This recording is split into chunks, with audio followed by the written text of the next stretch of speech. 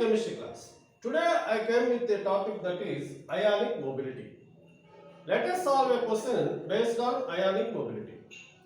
Here the question is the given ion will have least ionic mobility. Okay, the ions given are lithium plus, K plus, Na plus, Cs plus. Okay, ఈ 4 అయాన్లలో దేనికి least ionic mobility ఉంటుంది? Okay, so దీనికి answer వచ్చేసి Li plus.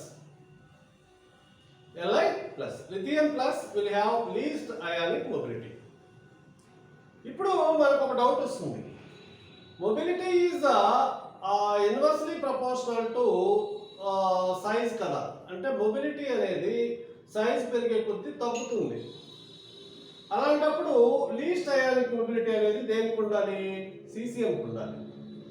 But in actual practice lithium plus will have least ionic mobility among all these ions, alkaline metal ions. Okay, so let us see what would be there. So here, see here, when you consider with hydration energy, among these all ions, lithium will have high hydration energy.